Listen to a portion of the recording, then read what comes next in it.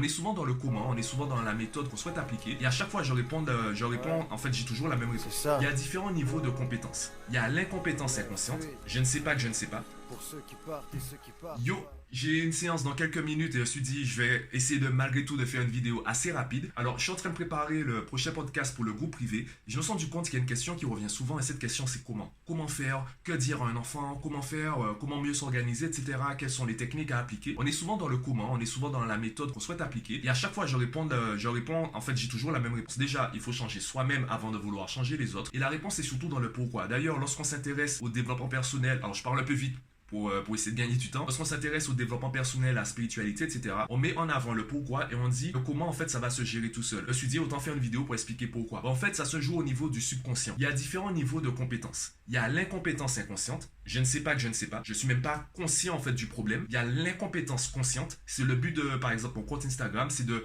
montrer différents problèmes à travers différentes situations et expériences pour que les gens puissent se dire, en fait, c'est ça mon problème. S'ils arrivent à identifier le problème, ils arriveront à mieux comprendre les solutions. Après l'incompétence consciente, donc je sais que je ne sais pas, il y a la compétence consciente. Là, je sais, je fais, sauf que c'est un effort conscient. Je donne un exemple. Les personnes qui sont organisées, l'organisation fait partie d'elles. Ces personnes n'ont pas à réfléchir à l'organisation. C'est naturel, c'est évident chez elles. Donc, lorsqu'on leur demande des conseils, en fait, elles n'arrivent pas forcément à mettre des mots parce que c'est naturel, c'est évident pour elles, mais ça ne l'est pas pour nous. Donc, pour eux, c'est une compétence inconsciente. Ils n'ont pas à réfléchir. Ils savent faire, mais ils n'arrivent même plus à expliquer comment ils arrivent à faire. Et nous, on est encore dans la compétence consciente. Mes clients, par exemple, qui me demandent des méthodes, qui veulent savoir comment faire et qui n'arrivent pas à isoler la méthode. Parce que eux, ils sont encore soit dans l'incompétence consciente, ils savent qu'ils ne savent pas faire, ils cherchent une méthode, ou ils sont dans la compétence consciente, ils arrivent à faire, mais comme c'est un effort conscient, ça leur prend du temps, ça leur bouffe de l'énergie, ils n'arrivent pas à transformer ça de manière inconsciente. Et ça se joue au niveau du subconscient, au niveau de la personnalité. Je reprends une phrase du conférencier afro-américain Eric Thomas qui disait « Les gagnants gagnent et les perdants perdent ». En fait, c'est pas parce qu'on gagne qu'on est un gagnant, c'est parce qu'on est un gagnant qu'on gagne. C'est lorsqu'on développe la personnalité de gagnant qu'on arrive à mettre en place les actions de manière naturelle, de manière inconsciente, qui finalement mènent à la victoire. Forcément, il y a des personnes qui arrivent à gagner en étant conscients.